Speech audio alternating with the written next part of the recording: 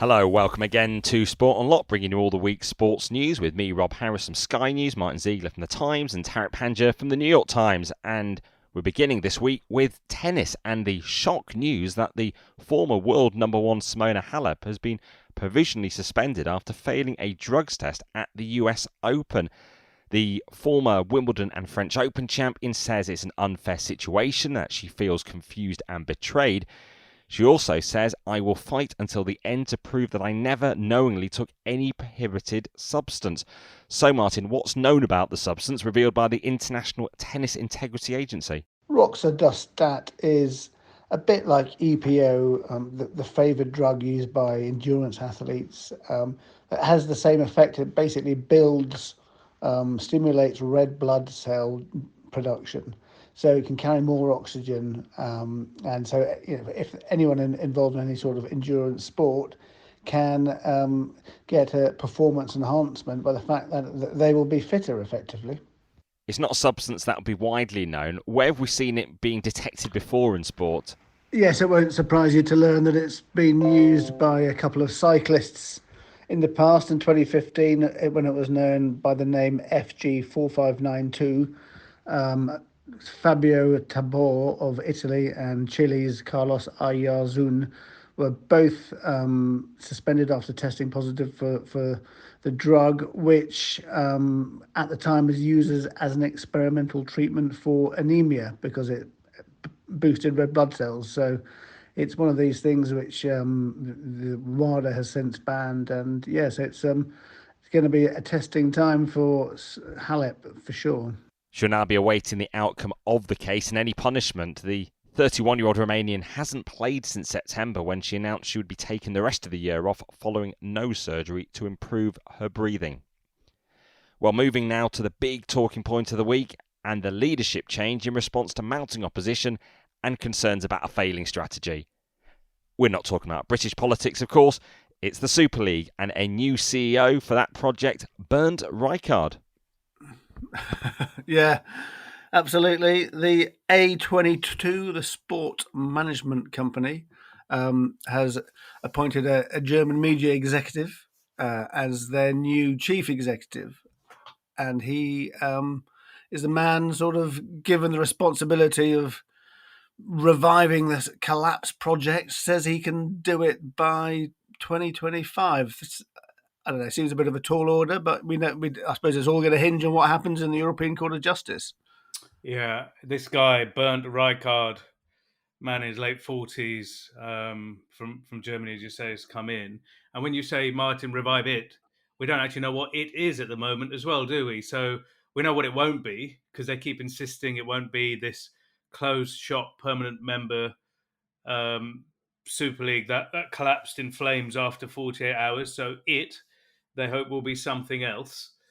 And for me, what this seems to be is an effort to look like they want an open dialogue, to be public, to be everything they weren't in the first iteration, cloak and dagger, hidden meetings, and suddenly launching what appeared to be a coup on European football. Now this is about stakeholder engagement. Let's all work together and come up with something.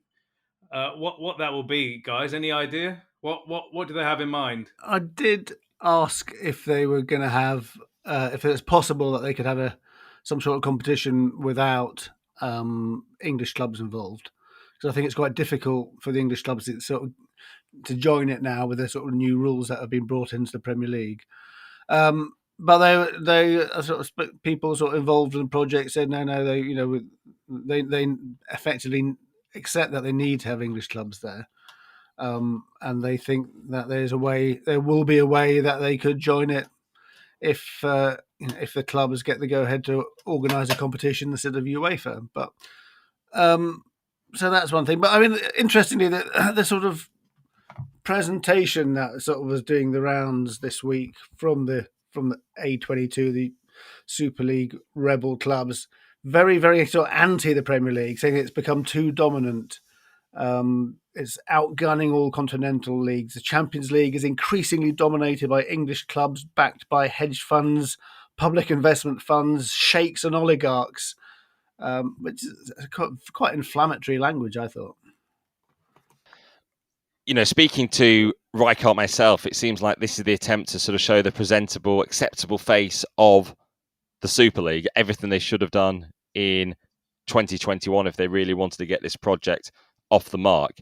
And they're trying to sound reasonable rather than perhaps provocative, although you might say some of those comments about the Premier League are provocative. And this is their attempting to hope that the European Court ruling goes in their favour in Luxembourg in December and being ready to respond to that. Yeah, look, first of all, let's get clear what A22 is. It's not the Super League company. It's all a bit of a mess at the moment. A22 is a management company.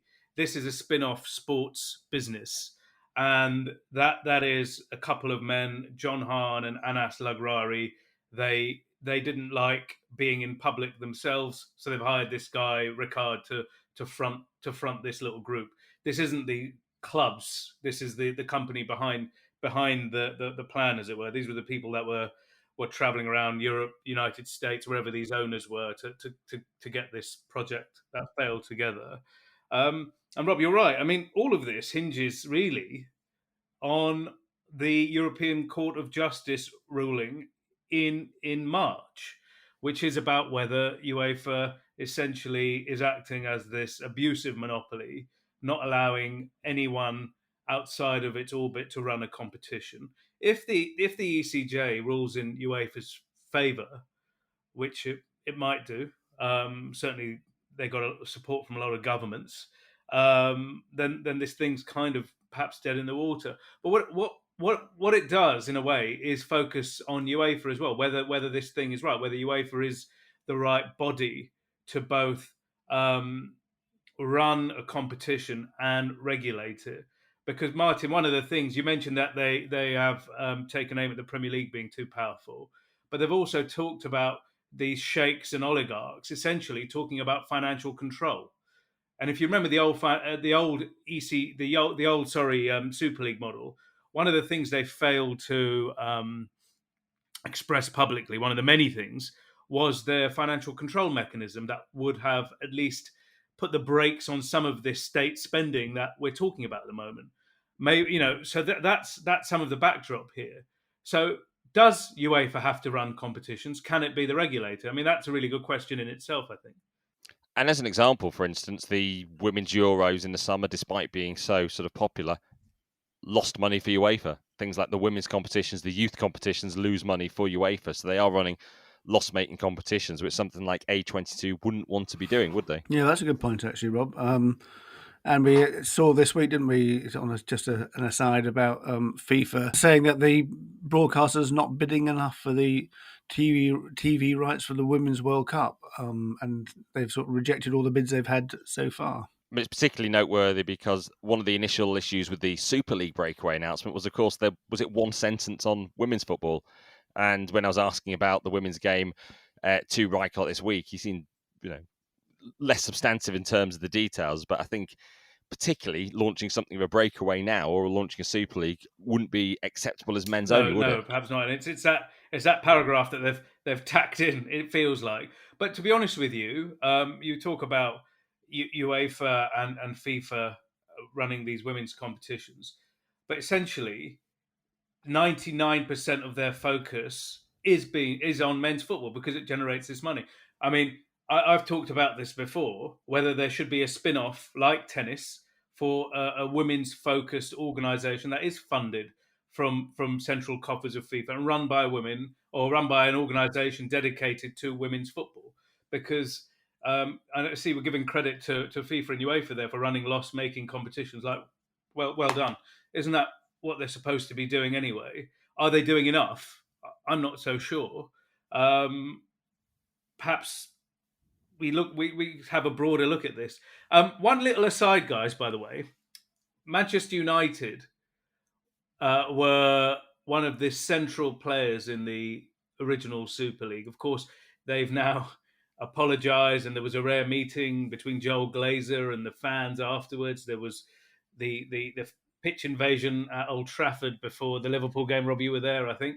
But the public relations company, or one of them, working on behalf of A22, is also one that works for Manchester United, it seems. So, it's maybe just a small world thing, but I couldn't help but notice that. So yeah, that was pointed out to me as well, actually. FSG Global, which used to be sort of Finsbury PR in London, is working for the Super League. And Sardverbinnen, which they merged with in June, has worked for Manchester United PLC in New York for for the last 10 years and is still working for them. So yeah, a bit of a conflict there for sure. Of course, one of the reasons why perhaps Manchester United decided to become part of the breakaway in 2021 was, did they think they had the backing of the government when Boris Johnson was still Prime Minister? And at the time of recording, who knows who'll be in Downing Street next week as Prime Minister, potentially again.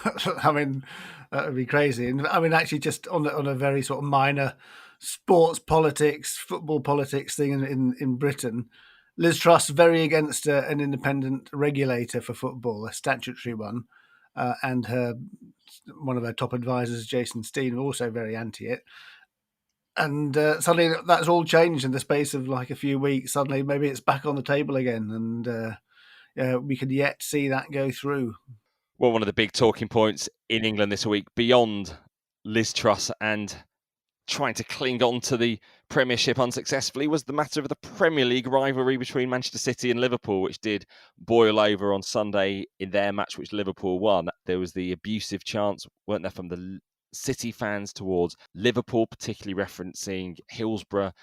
And also there was the Manchester City team bus that was attacked in the street by Liverpool fans, and they published the picture of this windscreen being cracked, or at least the window of the bus being cracked.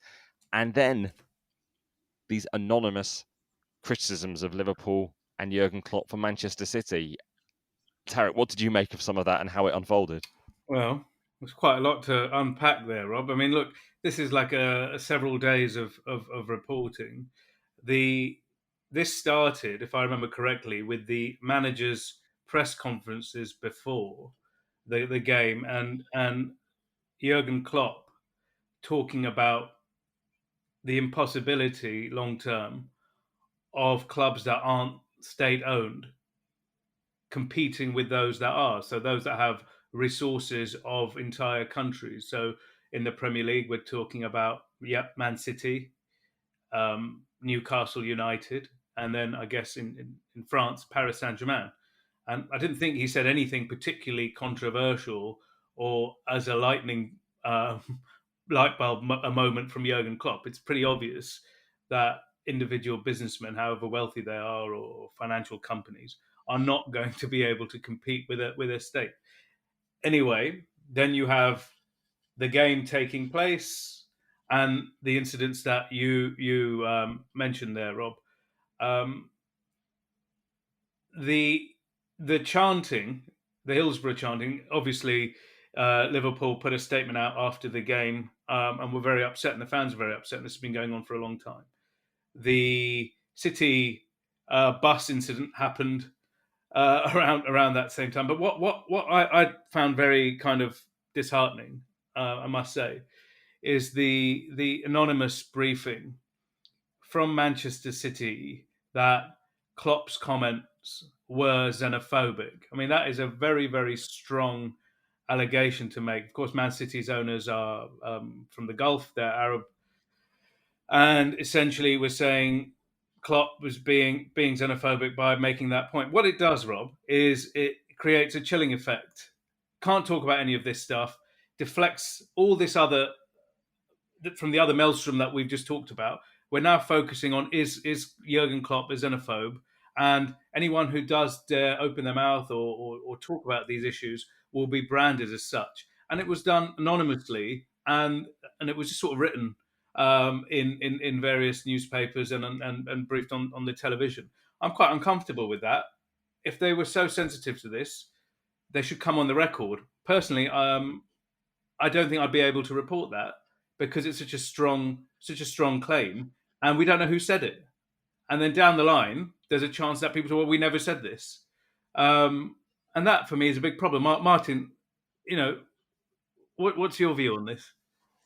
Yeah, so the briefing was, to be specific, was borderline xenophobic.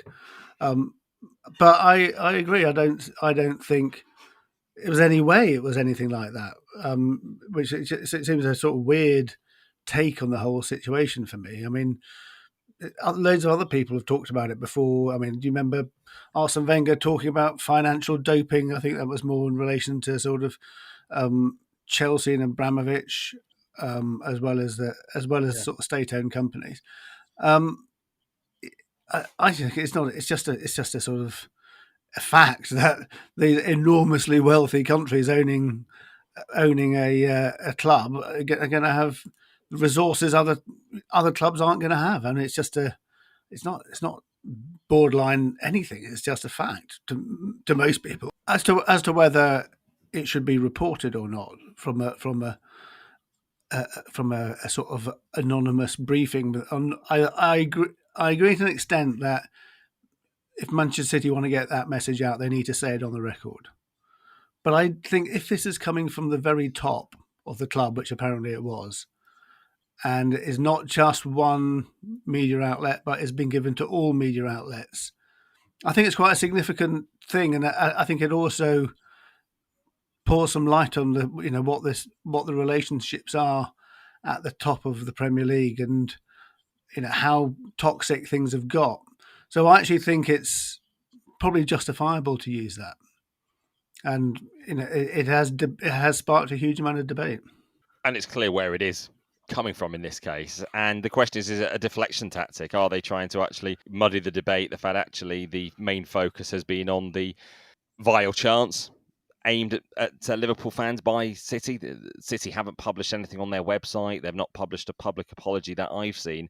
And Jurgen Klopp is entitled to give analytical points about the state of competitive balance in the Premier League, isn't he? Particularly on the financial front. Of course, it was going to cause a debate, and a great debate, because you've just suggested a major figure in this country is a xenophobe. Like that the debate was always going to be there once the fire is lit, anonymously. This is the issue here.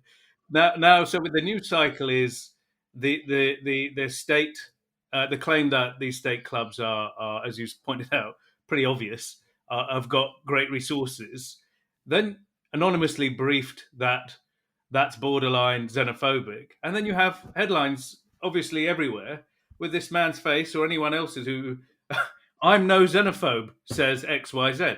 Oh, of course it's going to be a debate. I mean, it's ridiculous, isn't it? I would say our obligation as journalists is to insert key context. So not just report, say, comments like that unchallenged, particularly anonymous ones from a club, briefing against, say, a particular manager, to provide, if there is key context, which there is, key context around how the influence of the state spending is having on football. Yeah, I think it's. It's interesting to see how various things handled it. I think we at the Times initially ran it, but not as the sort of main thrust of the piece. That particular phrase, and then we took it out because we thought it was probably unjustified. And then he talked about it when Klopp talked about it again in the press conference, and then we referenced it again. Yeah, but he didn't. Just on this is a good one. So this is a really good example. He didn't talk about it. He didn't. Jurgen Klopp didn't arrive and say, "I just want to make clear I'm no xenophobe." The way it works is that he gets asked a bunch of questions in a press conference and says, they say these are borderline xenophobic. Are you xenophobic?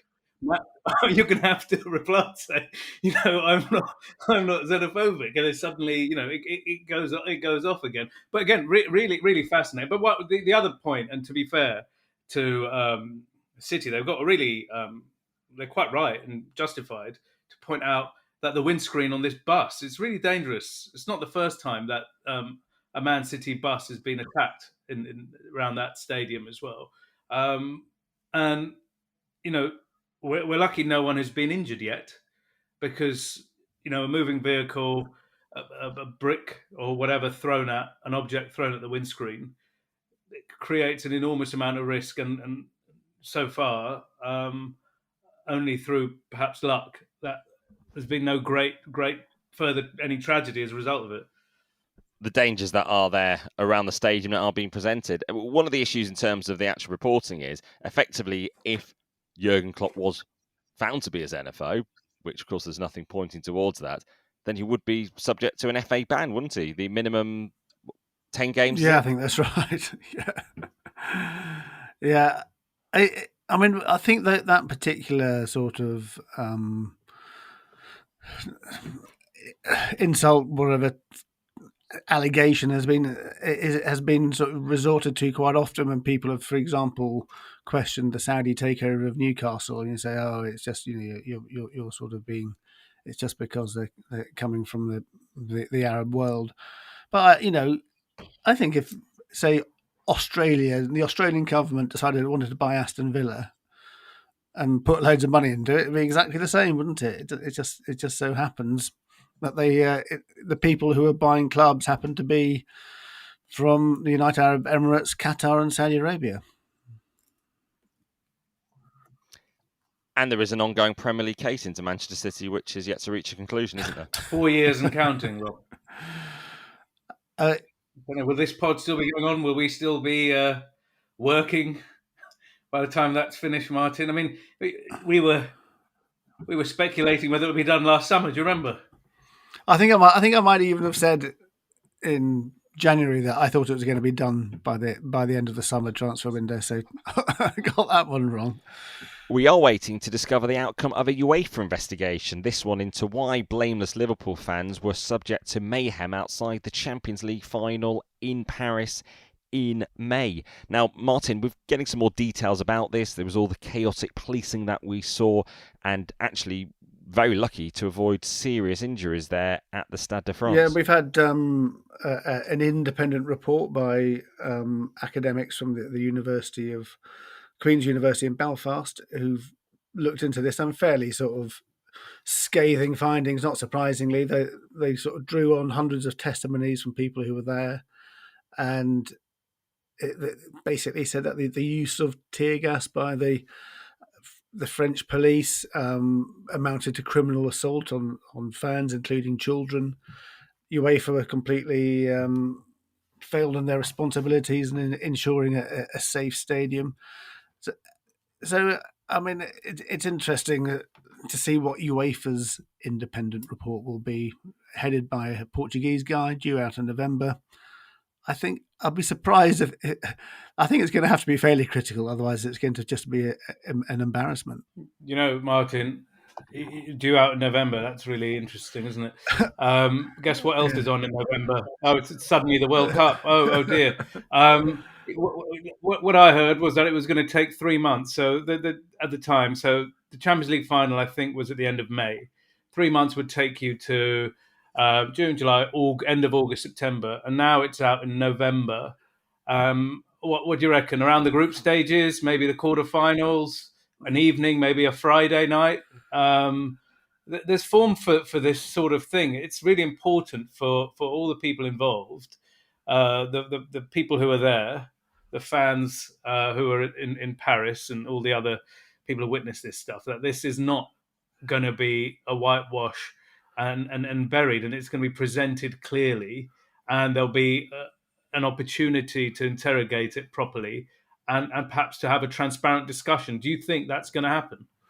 I think there's so much focus on it, and so people will be watching it very closely, that they would be mad if they didn't address it fairly. And some of the people involved in it, they've got their own reputations to protect.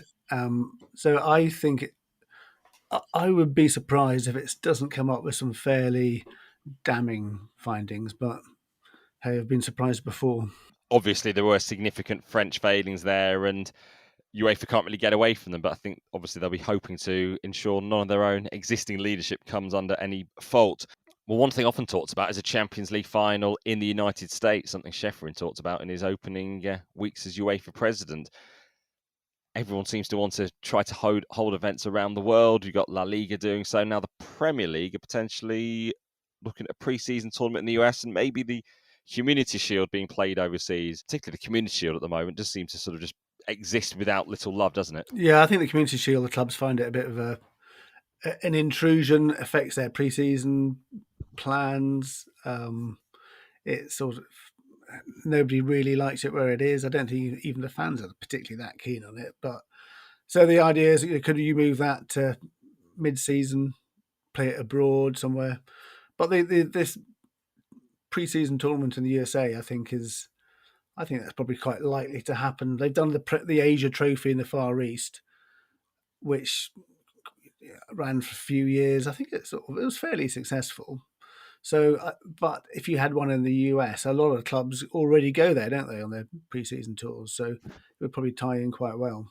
Martyn, you mentioned the Asia Trophy, isn't it? Just unless there's any significant money behind it and a big prize, it's not a competitive event. It's just shifting what is the Asia Trophy to the US. Martyn, I think it was. Did you write about it, or someone else I read this week that Todd Bowley's idea of an all-star game might be one of the ideas to replace the Community Shield?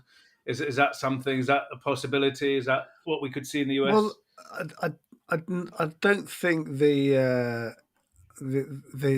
pre-season tournament would be an all-star game, but yeah, for the Community Shield, that's definitely one of the Premier League clubs has suggested that, and not Todd Bowley, that's somebody else. So in a way, it sort of makes sense, but on the other hand, it's quite difficult to organise, isn't it? Because you have an all-star. The idea is an all-star game against all-stars from La Liga or whatever. It then becomes quite tricky. A couple of players from each team leaving their pre-season training with their teammates, presumably. But a tournament as well. I mean, it's a bit like, well, what's the difference between a tournament and a friendly game, right? Who cares? Is it just a case of shifting the Asia Cup to the US, Martyn? That's what I'm getting from you here.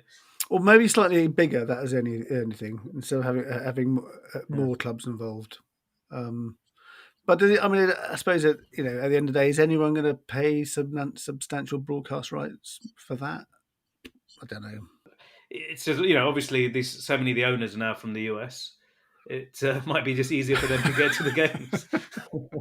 Well, we are now a month to the World Cup. Last week's show from Doha actually featured quite a bit of build-up to there. And as we get closer, a lot of focus on the rights and wrongs of the tournament being there and all the issues going on. And Martyn, you were in a prestigious debate discussing this at the Oxford Union this week, weren't you? Who were you up against? Who was on your side? So it was, I was invited to debate at the Oxford Union, which... not something I've ever done before, that sort of thing. But and the motion was this house would boycott the World Cup in Qatar, and so there was I was opposing the motion, and on my side was a fellow podcast guest from the recent past, Minky Warden from Human Rights Watch, and. Proposing the motion were people including Thomas Beattie, who is a former professional footballer who's come out and is now gay, and made a very sort of passionate and personal argument about why it should be boycotted. It was good fun, but I think the point Minky and I were both making is that perhaps had this motion been run in 2012 or 2013, then there were sort of some very good reasons why you might want to boycott it. But actually, if we did it now, it would be counterproductive. The families of all the workers who've been died or injured would probably be left in the lurch with nothing. And actually, in terms of what can be achieved that's positive, it's better to go ahead with it and put the pressure on the authorities to deliver some meaningful steps, get FIFA or Qatar to agree to the compensation, which Minky's worked out would be about $30,000 for each family. How do they work out who gets this money? I was wondering. I've seen this compensation debate, and I've been wondering. You mentioned 30 grand for each family. What constitutes a World Cup worker? Is it what the Supreme Committee is saying, or is it everyone who's been working in Qatar building anything from the day the vote was won in December? I think it's Minky was saying it's basically anyone who's worked on anything, whether it's like the airport, the metro, any of those sort of infrastructure projects. I think she said something like around about 15,000 families should benefit. Well, if Qatar thought hosting the World Cup was the end of it, the end of the scrutiny, the end of the focus, well, in the last week they've been awarded the Asian Cup, which is called the 2023 Asian Cup, but maybe it takes place in 2024 because there isn't a window this summer. Perhaps be next January, so that'll be another issue for European managers to get vexed about in particular.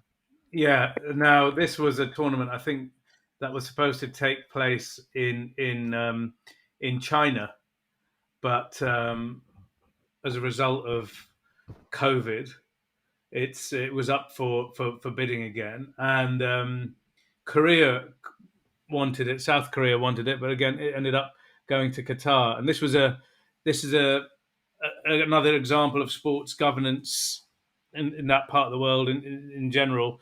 A failure for me. So it was given to Qatar. It's supposed to be in June and July, and then afterwards, after they've been awarded it, a bit like the World Cup here, it seems pretty obvious it's going to be moved to January 2024. Now, why was that not decided before the announcement of the host? And from the East Asian countries, there is a feeling that the AFC is basically in the grip of these Gulf nations. These tournaments have been in the UAE recently, in Qatar again. There is a sense that the Gulf has some sort of hegemony over the AFC, and that these tournaments aren't being shared around properly or fairly. And as we look even further ahead, the IOC revealed this week it's been in talks with Qatar and 9 other potential candidates to host the 2036 Olympics. Yeah, I mean, actually, just to go back to the Oxford Union debate, which I'll just give you the result. It's quite close, actually, but my side won 84 votes to 80. But I thought I was just thinking about it on the way home from that, that actually we're entering a period of time now where we're going to have Qatar and Saudi Arabia and potentially other Gulf states and potentially China bidding for the Olympics, bidding for the World Cup. And I actually think perhaps now the focus on human rights is going to become really, really strong. And that's probably one good thing that's come out of all of this. Because if we've had both the Saudis and the Qataris talk about the Olympics, the Saudis talking about the 2030 World Cup, and really, really need to sort of hold the IOC and FIFA's feet against the flames on human rights now. Well, will the Russians be back competing at the Olympics by 2036? Indications perhaps from the IOC president, Thomas Bach, that he might want them competing far sooner. Yeah, but he sort of like he gave a speech to the Association of National Olympic Committees, and he sort of say both things. One is that it's unfair that individual Russian athletes have to suffer from the result of their government's actions, which seems to sort of hint that they should be back and allowed in Olympic competition. But then said, "Oh, but we're in a sort of a position which is there's insoluble." Basically, is what he was saying. In that they couldn't at the same time take part in sporting competition while what's happening in Ukraine is going on. So I think he seemed to be saying we would like to have the Russians back in, but we can't. And I think that's probably what's going to happen. I don't think they will. I mean, there's no way Russians can take part in the Paris Olympics in 2024. And I think even Thomas Bach accepts that. Classic Thomas Bach there, where on the one hand, on the other hand, and you're trying to figure out what does he mean here? What are you trying to say? You're looking through your notes and you're wondering, is this the story or is it completely the opposite thing?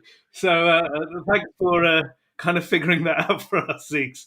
Never easy to decode Thomas Bach's views. Some details about the Paris Games actually this week, particularly the Paralympics and the opening ceremony, which will be held right in the heart of Paris with athletes on the Champs-Élysées and the Place de la Concorde. So not using the Stade de France, which is the focus of the Olympic opening ceremony. That's also going to use some form of show down the Seine. Oh, that's quite that sort of passed me by that, but that's quite a departure, isn't it? Maybe that could be something which future Olympic host cities could learn from, because I think that the old fashioned stadium opening ceremony may be a sort of a bit old hat now.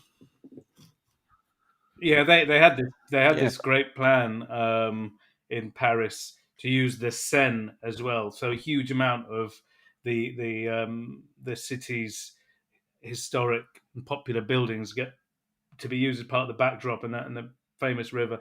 But the issue again will be the security plan is going to be fairly enormous in order to do something like that. Guys, another thing that caught my eye actually this week, football leaks. Of course, you remember that from a few years ago. A lot of stories that we're still talking about. Man City, for example, Gianni Infantino's meeting with the Swiss prosecutor, and on and on. There were a lot of football. Paul Pogba's transfer from Juventus to Manchester United, and the amount of commission the late Mino Raiola managed to scoop up for himself. All sorts from that one source, the Football Leaks web platform. And this week, the young Portuguese guy Rui Pinto behind it, he'd been arrested in 2019, finally took the stand in his trial in Portugal in relation to specific leaks related to Portugal and an attempted extortion attempt of Doyen Capital, one of these football investment companies. And the thing that caught my eye is that in relation to the extortion attempt, which was him asking, I think, for around 500,000 euros from Doyen Group in return for not publishing their secrets, he said, I might have done that by accident or not realizing the significance of it because I'm kind of maybe young and naive and I didn't realize I was extorting them. I didn't really mean to do it. And it it was quite a strange strategy, I must say, and also one that makes us question again this claim that he's a whistleblower, because that's what his lawyers are presenting him as. His lawyers are the same as the ones who represented Edward Snowden, for example. And it's this great question about what a whistleblower is. He's done this great service to certainly for journalists. We got all these stories and shone a light on the murky side of football. But there's also this. What do you think? Can you just sort of steal people's information if it's in the and then say it's in the public interest? Well, I think you can both be both a whistleblower and somebody who tries to extort money because you see an opportunity, and if you're sort of young and naive, you might think, well, I want to get all this information out. Well, actually, hang on, maybe I can make some money here as well. I mean, it's possible you can be both, can't you?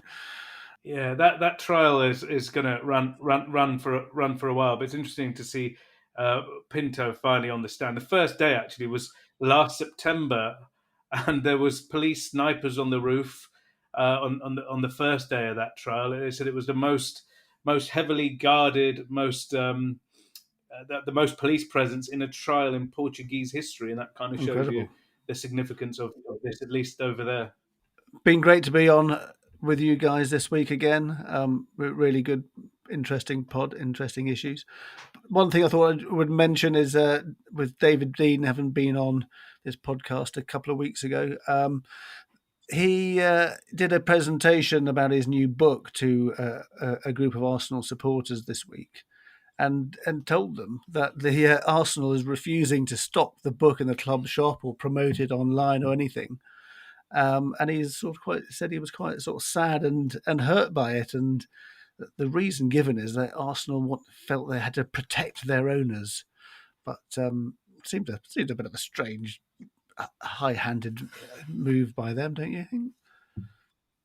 Well, it's another example of him being upset by the club, because when he talked to us, he talked about how sad he was at the manner of his exit.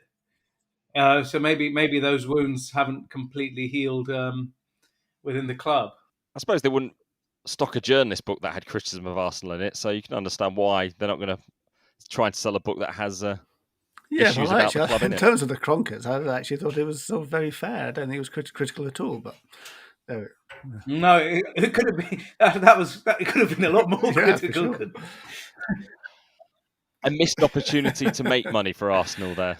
Well, he's always been welcome on here, and that about brings an end to this week's episode of Sport Unlocked. If you can hit subscribe, it always means that the pod lands in your feed, and you can message us at Sport Unlocked on Twitter, Facebook, and Instagram. But for now, thanks to both of you. Great stuff, guys. Thank you. And thank you, everyone, for listening.